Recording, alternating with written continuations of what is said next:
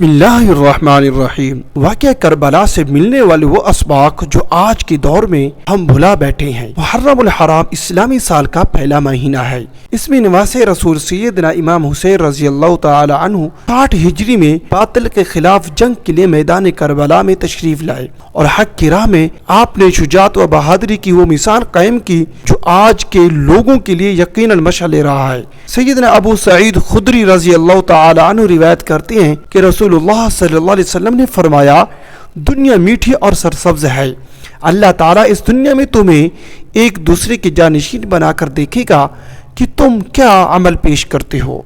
اس حدیث مبارکہ کو اگر دیکھا جائے تو کربلا کے میدان میں حضرت امام حسین رضی اللہ تعالی عنہ کے ساتھی ان کے بہترین جانشین ثابت ہوئے۔ انہوں نے نواس رسول سیدنا امام حسین رضی اللہ تعالی عنہ کا ساتھ میدان کربلا میں بھرپور انداز میں دیا۔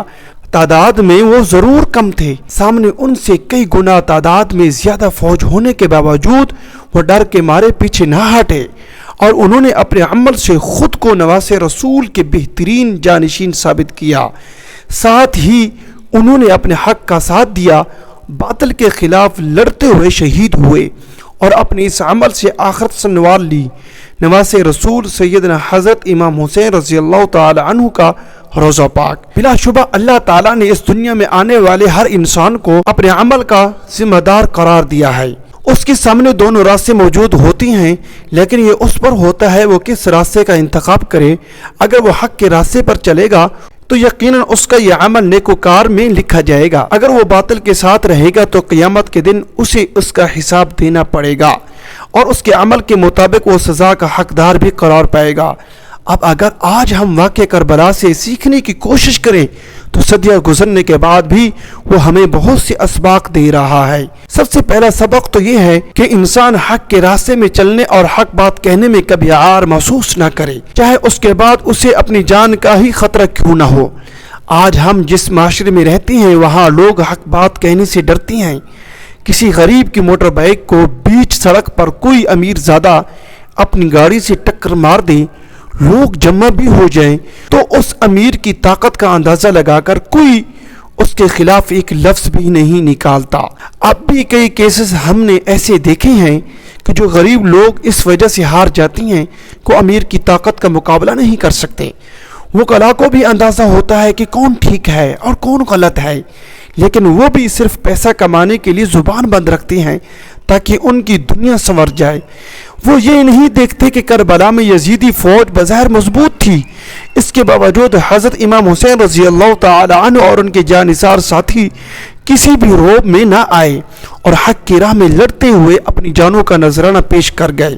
کربلا کے میدان میں نواس رسول حضرت امام حسین رضی اللہ تعالی عنہ پر 3 دن پانی بند رکھا گیا، لیکن وہ پھر بھی صبر و استقلال کا مظاہرہ کرتے رہے اور اپنے ساتھیوں کو بھی یہی تلقین کرتے رہے کہ صبر کا دامن کسی صورت ہاتھ سے نہ چھوٹنے پائے۔ جبکہ آج اگر کسی کو کوئی بیماری ہو جائے، کسی کے کاروبار میں کوئی نقصان ہو جائے یا کسی پر کوئی بھی طرح کی مشکل آ جائے تو وہ ناشکری کے الفاظ کہہ کر اللہ تعالیٰ کی ذات سے شکوہ کرتا ہوا دکھائی دیتا ہے کہ میرے ساتھ ہی ایسا کیوں کیا، دنیا میں اور بھی تو لوگ ہیں، ان کے ساتھ بھی تو برا ہو سکتا تھا، تو صرف میرے ساتھ ہی کیوں برا کیا گیا، کیا صرف میں ہی ملا تھا؟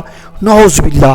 دوسری طرف ایسے بھی کئی لوگ ہیں جو اپنے پاس موجود مال و دولت کو دیکھ کر مطمئن نہیں ہوتے، دوسرے کے مال کو دیکھ کر حسد کرتے ہیں۔